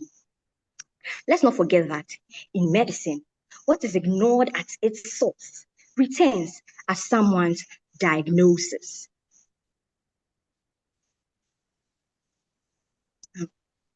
Thank you. Thank you to KNUST, and that concludes our 6 justifier speeches. Thank you, KNUST, for the powerful presentation there. So now, while our judges take some time to deliberate and, of course, finalize their scores, it's the audience 10. The online voting is now open, so a link will be shared on this Zoom chat. So you click on it and then you get the votes in to make sure your favorite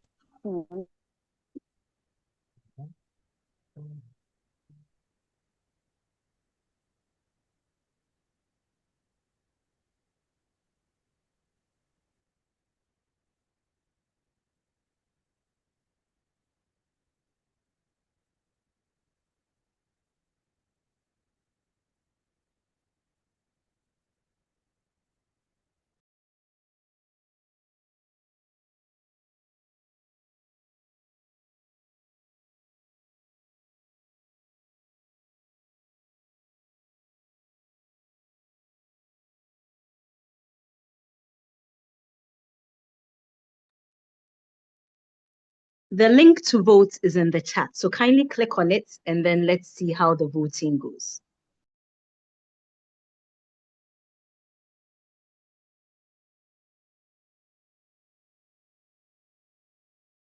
I went off my network.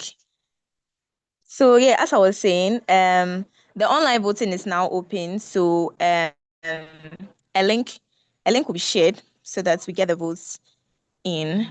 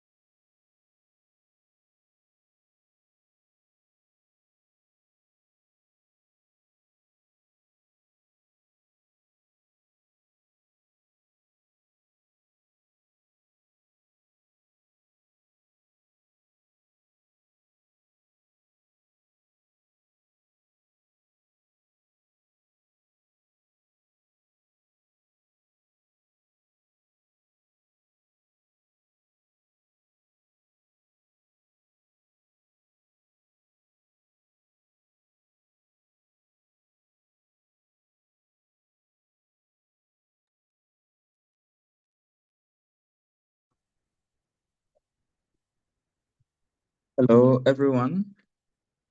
Can I be heard? Yes, Yeah. Dr. Pong, you can be heard. Oh, okay. Good evening, everyone. Even as our judges recess to bring us the scores, allow me to announce that we have an online course on the environment curated by UNICEF and the WHO for everyone. And by everyone, students, doctors, nurses, midwives, pharmacists, and anyone who cares to know more about children's environmental health. This is something that is not available and in this detail in our mainstream curriculum in schools. So the UNICEF and WHO have created this very wonderful course. When you enroll on the website, and I'll be sharing the link to the website, and you complete the course, you get to have a certificate from UNICEF and the World Health Organization. And it's a very wonderful certificate to have as a medical student or a healthcare practitioner. The other benefit is that you also get to submit it to the Pediatric Society of Ghana for CPD points with all the professional medical regulators. So doctors with the Medical and Dental Council, PAs with the Medical and Dental Council, nurses with Nurse and Midwifery Council, allied health professionals with the Allied Health Professional Council. So you get that second benefit. And you also get a third benefit, which is an official acknowledgement and recognition from the Pediatric Society of Ghana as someone who has completed this course and can be added to the pool of facilitators. In the coming months and years, UNICEF intends to take up this environmental health for children very seriously. So it'd be a good certificate to have so that when we come to your region, you can be considered as one of the facilitators for any training that has to be done for schools and doctors and nurses in your region. So this is the UNICEF Child Environmental Health course, and we encourage all of you to sign up and complete the course. It's self-paced. You can do it whenever you are ready. It's online, 100% online, and you get to have a lot of knowledge about children's environmental health. We'll be sharing the link on the various platforms and in the chat box so that you can enroll and earn your certificates and your CPD points.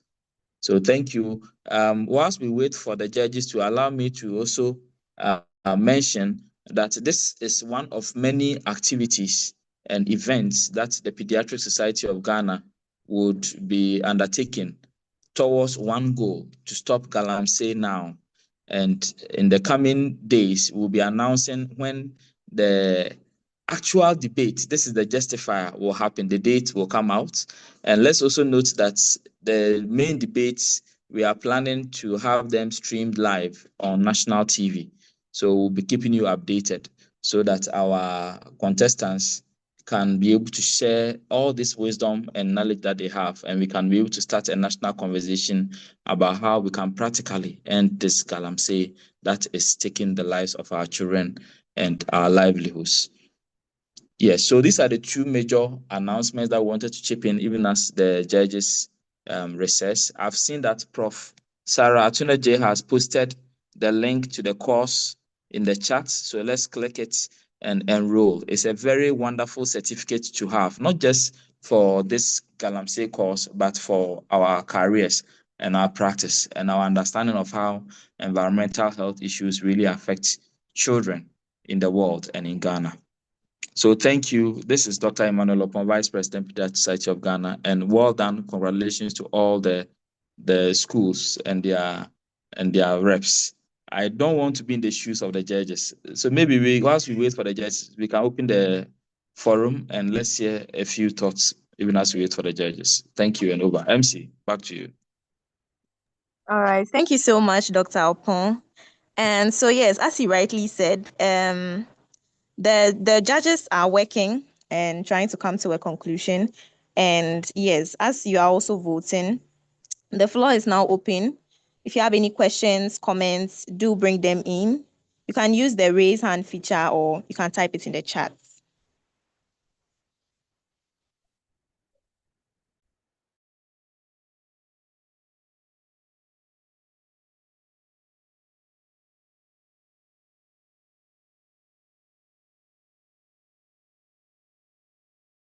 I think the host may have to allow people to unmute. Yes. Temporarily, yeah.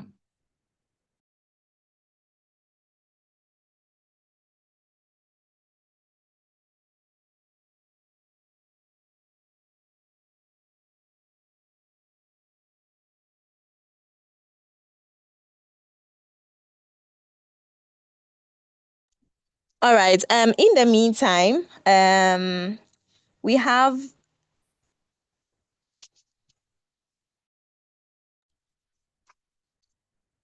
Joel Amponsa Donko, who is going to give us a powerful spoken word. So kindly help me welcome Joel Amponsa Donko.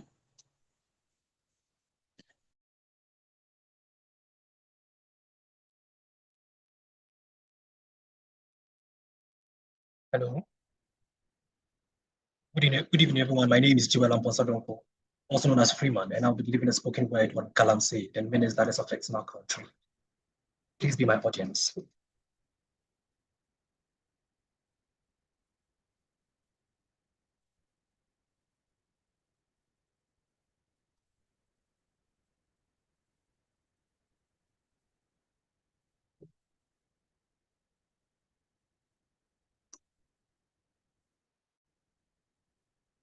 Gold over blood. We are digging our graves with golden shovels, smiling at profit while we choke on trouble. This is not mining. This is a slow assassination. A nation bleeding quietly under illegal excavation. Galamsey, say the name like a warning bell because every syllable has a story to tell. A story of rivers once clear, now mirrors of death, where the water we drink is stealing our breath. What do you call it when a river turns red? When the water gives lives, but now poison instead. We used to fetch hope in buckets at dawn. Now we fetch sickness and carry it home. Mercury in the bloodstream, cyanide in the veins. We are trading tomorrow for temporary gains. Tell me, what is gold when the kidneys collapse? What is wealth when your lungs turn to troughs? Children are coughing like engines that fail. Skin telling stories science struggle to scale. Lesions and fevers, organs under attack, but the gold keeps glittering, so we keep going back. Back to the pits, back to the lies, back to the bills that money justifies, because hunger is loud. But see, death is louder. And we have grown used to the sound of both. Forests are falling like domino sins. Trees that once breathed for us now buried in bins. We traded green light for a golden illusion. Turn nature's gift into toxic intrusion. And don't tell me this is survival alone, because survival shouldn't mean destroying your own. This is greed dressed up in the language of need. This is power turning blind while the people bleed. Where are the laws when the rivers cry out? Where is the justice we love to shout about while the only assist in speeches and suits? While poison runs freely from roots to fruits, we eat contamination, we drink despair. We inhale destruction, polluting the air. Pregnant women carry more than a child. They carry a question: my baby survive? Because birth defects don't come with apologies, and damaged futures don't wait for policies. This is public health and a quiet attack. A crisis unfolding while we turn our backs. Hospitals failing with symptoms we know, but treating the surface while the real causes grow. You can't medicate rivers. You can't prescribe trees. You can't cure a nation while killing its rivers. So what are we doing? Applauding destruction? Clapping for profit, zero instruction? No, this is where silence becomes a crime. Where doing nothing is helping the crime, because every ounce of gold comes with a cost, and lately the cost is a life lost. So I refuse. I refuse to be calm while my homeland is bleeding and we call it normal. This is not normal. This is not right. This is a nation losing its fight. We need voices louder than machines in the ground. We need action that echoes more than empty sound. Because if we don't stop this, if we let it persist, the Ghana we love to cease to exist. No rivers to name us, no forest to shield, just memories buried in a poison field. So today I speak, not just for me, but for every drop in every dying sea, for every child yet to be born, for every farmer losing their corn, for every future we are about to erase, all in the name of a glittering disgrace. Gold over blood? No, not anymore. Because a nation's true wealth is its people, not what lies in their core. Thank you. Thank you to Joel for that very, very powerful presentation. Joel was reiterating by his spoken word how much of a canker Galamsey is and how much steps must actually be taken to curb this menace. So yeah, so we're moving on to the moment of truth very soon. But as I said, the link has been dropped, and everyone out there who is rooting for a particular contestant should do justice and go click on the link and make sure you vote for your favorite school. So yeah, as I said, our dear listeners, if you have any questions and comments, you can bring them in. Someone was asking, Awate Dennis was asking if diabetes can be cured. He said he heard the UHAS presenter mention it.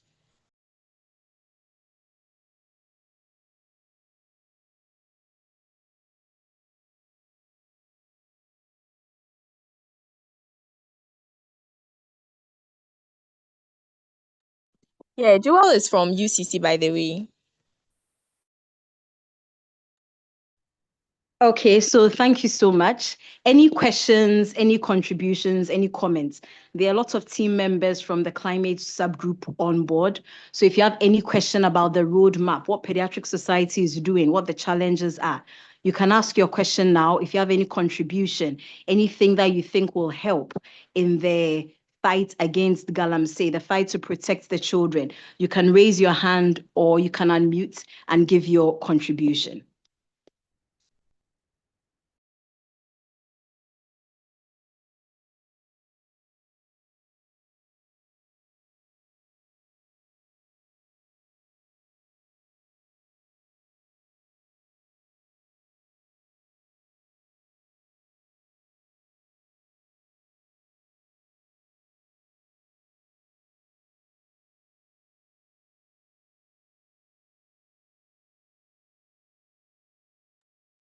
Good evening, Professor Sarah Johnson Atuna Jay here. I'm co-chair of the Climate Change and Environmental Health Committee subcommittee for the Pediatric Society of Ghana. So just an update, we are still waiting for the results from the judges, but I just wanted to, say hello and appreciate you all for your amazing contributions tonight.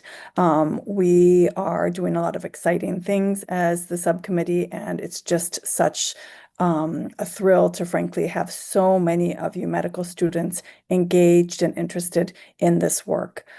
So I won't spend much more time talking right now, but I do encourage you to go ahead and sign up for a subcommittee if you're interested in being part.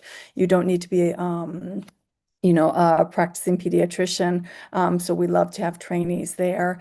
And please do take a look at that UNICEF course as well. But if you join the subcommittee, then we'll be excited to have you then go ahead and engage on an ongoing basis with us and continue to contribute your ideas to this really, really existential, important fight.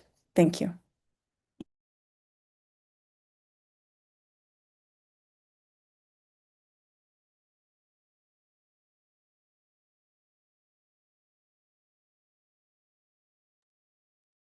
Thank you so much, Prof. Sarah, for your submission. We still have the lines open.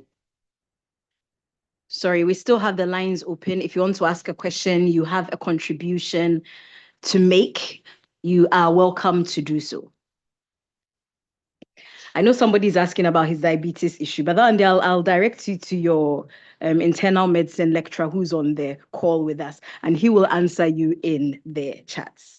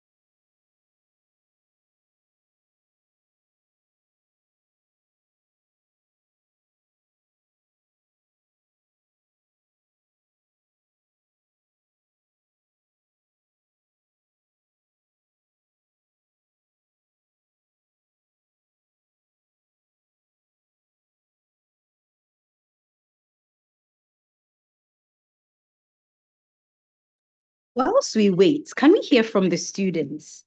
You can raise your hand and then we unmute you and you let us know which school you think is going to win and why. So can we hear from the students? Which group? I realize that you're putting a lot in the chat, but let's hear your voices. Which school do you think is going to win and why? You can raise your hand and unmute and then give your inputs.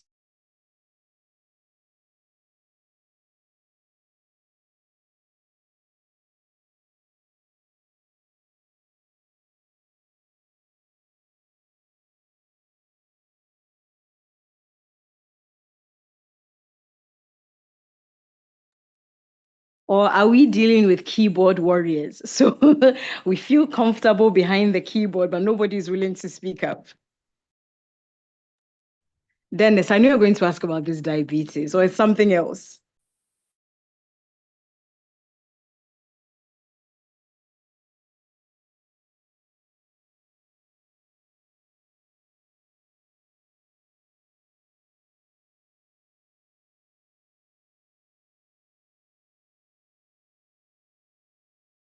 Okay, Dennis, your hand is up. Can we hear you?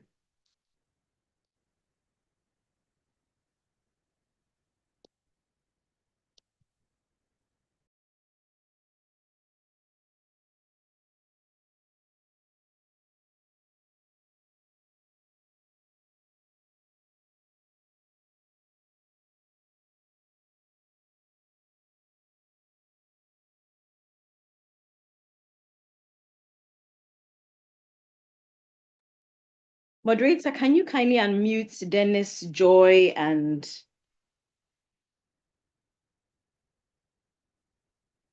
Peter? Dr. Dami, please, they can unmute. I've allowed everybody to be able to unmute. Okay, thank you. Dennis, Joy, and Peter, can you try again?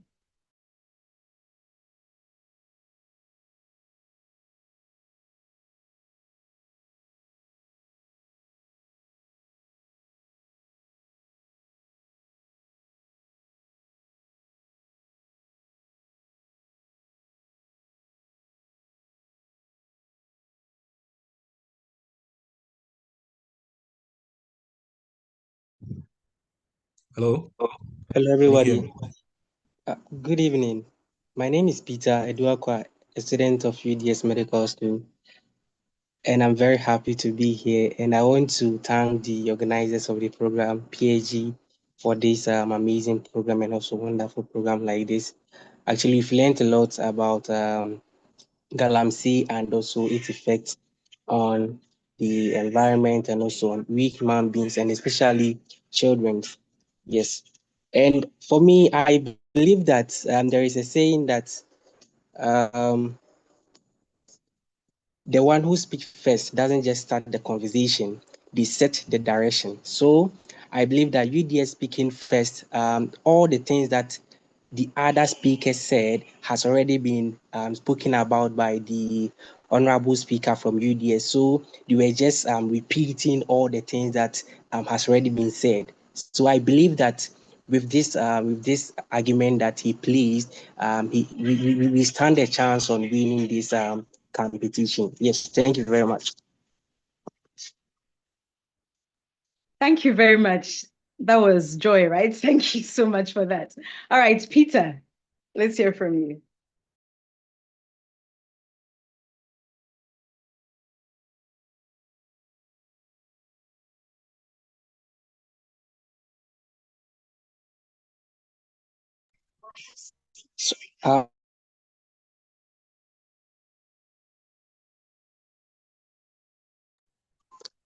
Please, it was Peter who just spoke. Yes, it was UDS, about UDS, that UDS. Oh, okay, then Joy.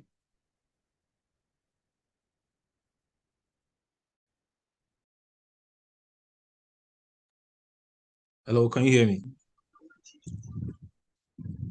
Yes, Joy, we can hear you.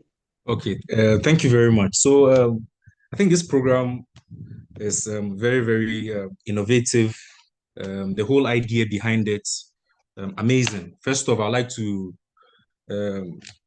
say yeoman's job to the organizers, the Pediatric Society of Ghana, our impartial judges, emphasis on impartial, because I want to believe they will look beyond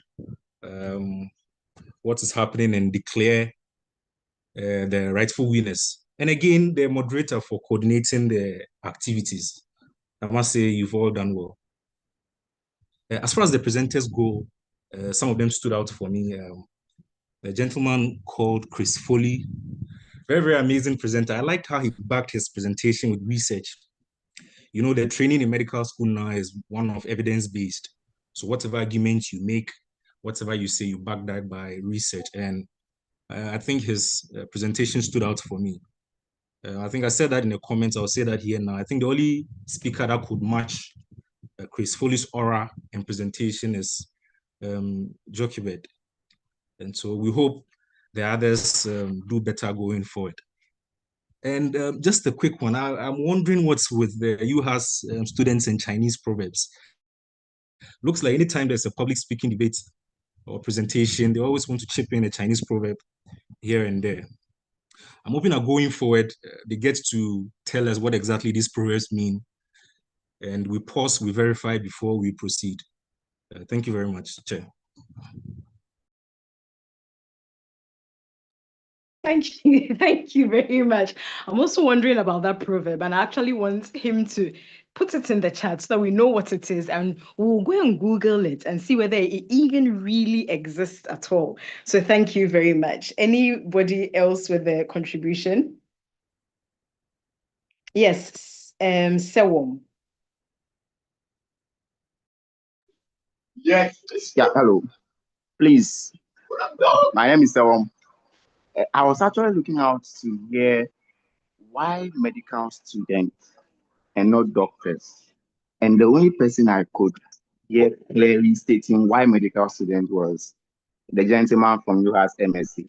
In fact, he actually used the garment of the doctor analogy to tell us why medical students fit exactly into the space called healthcare professionals. I believe he deserves the win in this particular round because he's able to tell us why medical students can actually face the fight and not those who are already in practice. I will give my vote to him.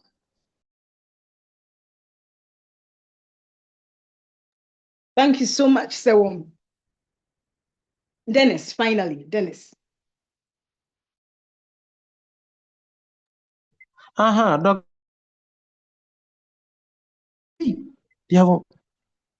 Hello. Hello, yes, please go ahead. Finally, Dr. Adoma, good evening once again from Northern Region's finest, Tamale. Here we say Amaraba, which simply means welcome. I was about to make my submission, but I think I heard someone, or sorry if I'm unable to pronounce the name very well. Actually, when you listen to the first presenter, that is Davis from UDS, he said that the reason why he believes medical students should be deployed in this fight is because their teachers, their mentors, their bosses, who are the doctors themselves, have taken up the fight. So in account, we say that so if your bosses, if your teachers, if your mentors have taken the fight upon themselves, then who are you? In the voice of Chema Untumi, who am I not to follow? So please, you were not listening to the first presenter from UDS. If you are listening very well, you would have heard that he did mention of that. Secondly, I want to also say that because UDS had the first position to present, it looks as if all the other presenters who followed suit just copied the exact way that Master Davis Aboagye came to say. And it's something I cannot fathom. I've just been thinking all along that could it be that UCC probably picked his story, because the introduction story which he gave, that was the Joy News documentary, is the exact copy that Master Chris Foley also came to say. So we are rooting behind Davis Aboagye and saying that UDS, the Light of the North, is going to win this competition. Thank you, Empire. Thank you all so much for your deliberations, your conspiracy theories, and your copies and your Chinese proverbs. And I really like the way you have brought fire and passion and research and intellect into this discussion. And we are praying that it's not going to just remain as a discussion, okay, we are as here. something we do and brag about, but it's going to be something that we'll actually take to move Hello, Dr. Sarah, we are back. forward. So we are handing over to the judges now to give their declaration.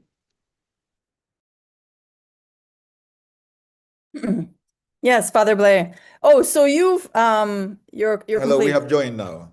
Wonderful, wonderful. And you've spoken amongst the three of you. So you have the collated results for the three of you. Yes, please. Oh, wonderful. Thank you very much. So are these the ones that I see here in the chat? Has Dr. Adoko posted them already? Yes, Yes, yes, I she shared posted them to the group wonderful. and to Professor Sarah. Yes. Yeah, Dr. Hey. Sarah is the same thing. Yes. Wonderful. So you are all very well coordinated. Excellent. Great. So are we ready? Do we have the drum roll?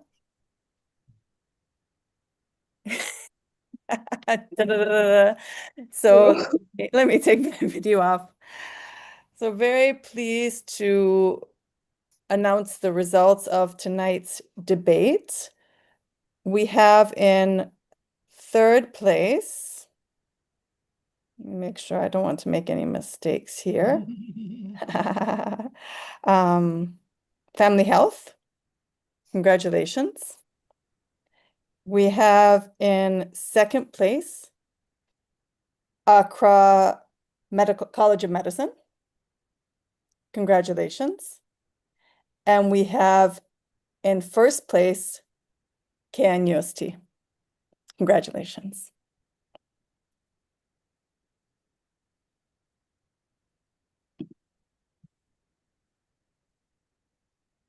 You all did a very wonderful job stating your arguments and your persuasive cases. Judges, would you like to offer any comments on, you took some time for deliberation, which, for that we're very grateful. It reflects, how serious you took your assignment, as did the students. There was no question.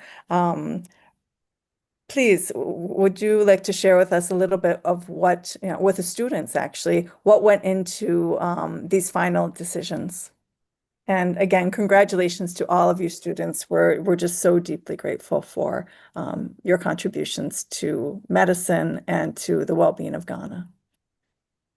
Well, can I come in, please? Can I start? Please, Yes. please. Yes, thank you so much, students, doctors, future doctors. In fact, I feel so proud. I feel so impressed about your performance.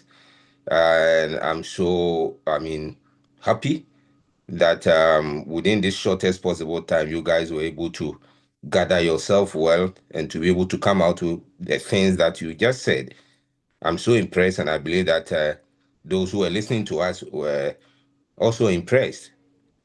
One thing that I actually, as I sit here, which of course this is not the place where I want to sit, I would have wished to be maybe going forward in the near future. We gather the students, come to meet at the hall where we'll have some doctors, we'll have some other colleagues, lecturers, and things like that to also come and sit with us and listen to some of these things. You students have done well, and I think you deserve, applause. You deserve some clap for yourselves. Then there's one thing that I also got to understand. I believe that medicine has gone beyond sitting in the consulting rooms and then writing prescriptions. Medicine is now about we getting ourselves involved in terms of research. We should be involved in researching into some of our work, some of the disease states that we see on in our consulting rooms. I always tell my students that times have passed where medical students or the doctors will only prescribe, anti-malaria based on the knowledge that we know that if someone has malaria, it means that the person is going to have headache, malaise, fever, and so on and so forth. Now it has gone beyond that. I would give my own wife's example. She gets malaria when, in fact, you get to know that my wife is sick of malaria when he has diarrhea, and which is not common symptoms of malaria. So it means that how many people will come with malaria and then will have diarrhea as their only symptoms.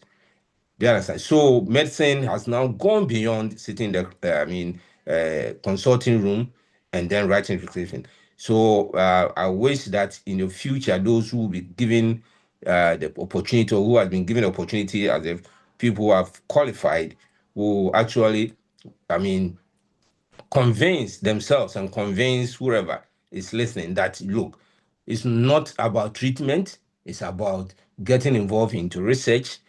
And then if you research, what do? You share, because you are using human being as per Helsinki Declaration.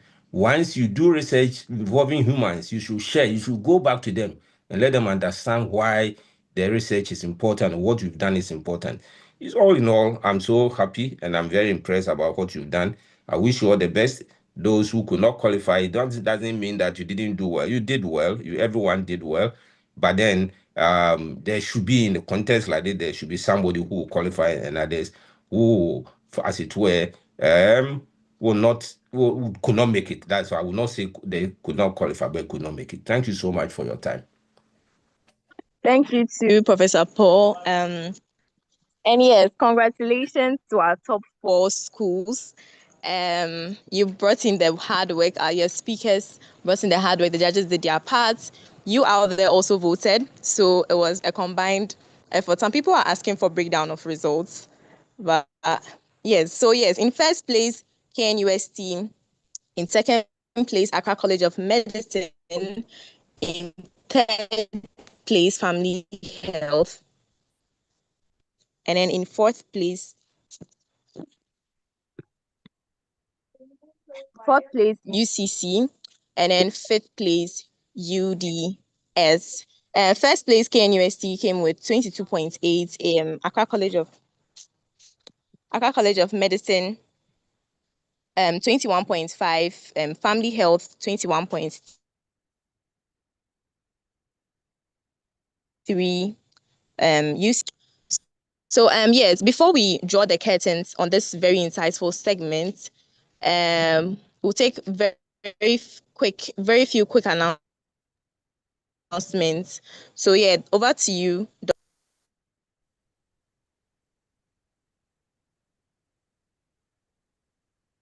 Just a few announcements.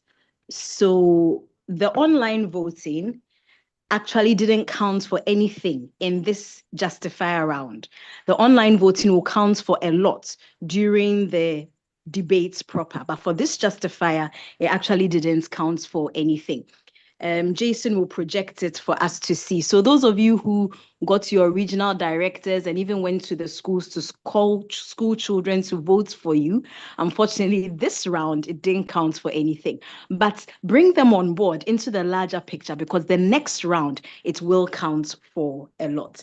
Thank you. Dr. Paul, Prof. Sarah, do you have any other announcements?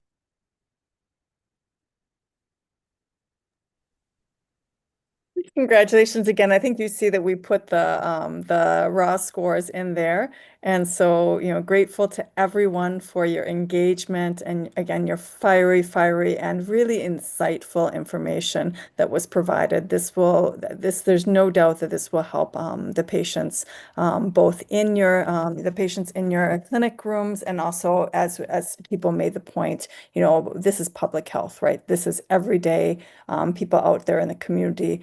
Every day. This is related to children's development. This is really for the good and well-being of Ghana. So again, thank you. We look forward. We had over 200 people take part this evening. We're so grateful. I see there are some hands still raised, and so I'm certainly glad to answer questions, and further information will be provided about the subsequent rounds as well.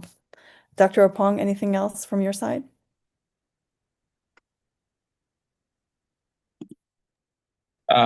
It's been an exciting evening.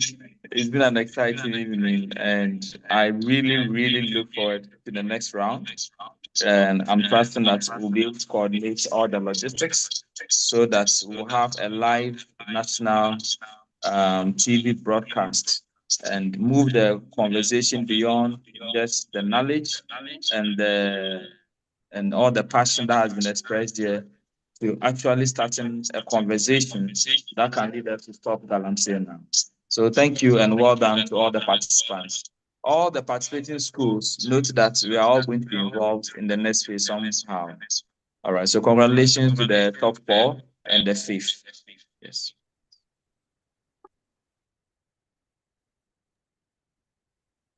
Jason, please, how did the voting go? I'm interested and intrigued in knowing how the voting went, because a lot of people have their feathers ruffled that the votes were not the votes were not added. How did the voting go, Jason?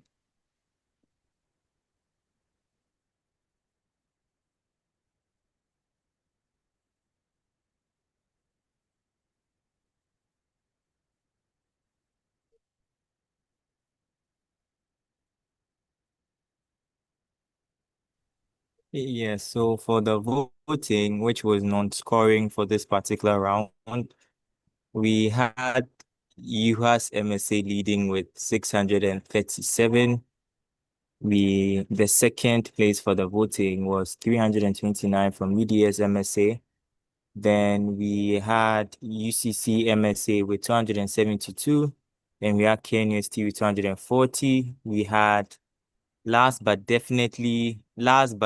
but definitely not the last but two, Family Health with 138, and finally Accra College of Medicine with 61.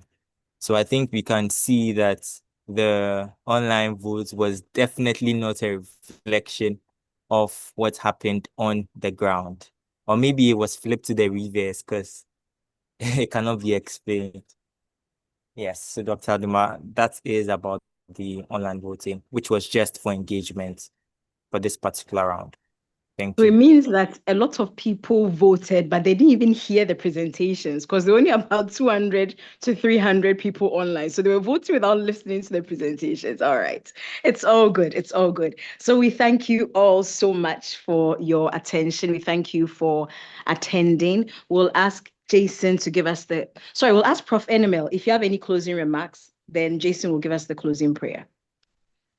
Sorry, Nana will give us the closing prayer. Prof. Enemel, do you have any closing remarks for us? Thank you very much, moderator. And again, thanks to the facilitators and the judges. Yeah, hello, Prof. Hello. Yes. So we thank the judges too for a very great work done. We definitely know that not all schools can be in the first 4 position, but definitely every school is a winner.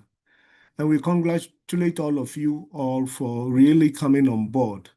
It's not about who is first, who is second. It's about the message that we are carrying across, that the next generation would have to come on board to fight the illegal mining of galamsey. And just to put what Kwame Nkrumah said in another way, our individual campaign is meaningless unless all well-meaning Ghanaians come on board to make our fight a success. On this note, I would say let's all get prepared and be part of the finals. It's all to drive the advocacy and then bring those who really matter to listen to us through our advocacy as we've done today. Thank you. I'll hand over to the MC. Thank you so much, Prof. Thank you to all of you for tuning in, for joining us. Let's continue this fight. Sheila, closing prayer, please.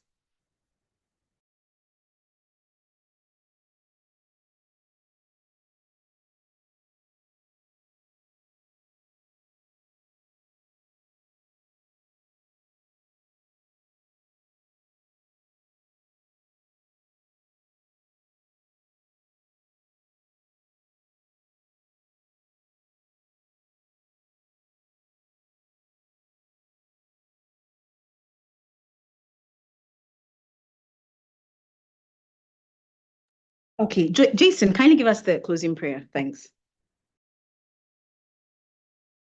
Someone said that even God is against this. This has been so much fun, eh? Jason, closing prayer, please. Father Lord, we thank you for tonight. We thank you for everyone that joined today. Lord, we thank you for the interaction we had, listening to various speeches from the various schools, having interactions and getting to know more about Galamsey. Lord, we thank you once again for the opportunity to be here tonight, and we pray that even as we've learned so much from this public speaking competition, that will not just leave what we've heard on this meeting, but in subsequent discussions and in subsequent places where we find ourselves, we are actually going to speak about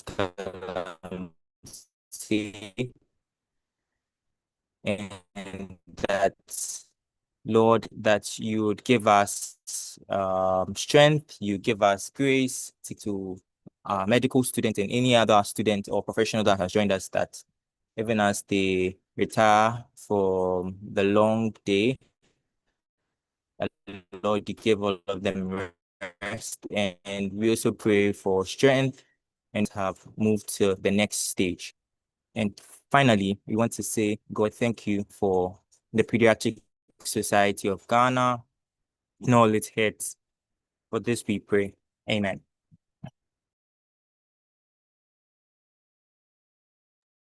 Amen. Amen. The next level will be in 2 weeks' time. If there's any change, the date will be communicated. Thank you all so much.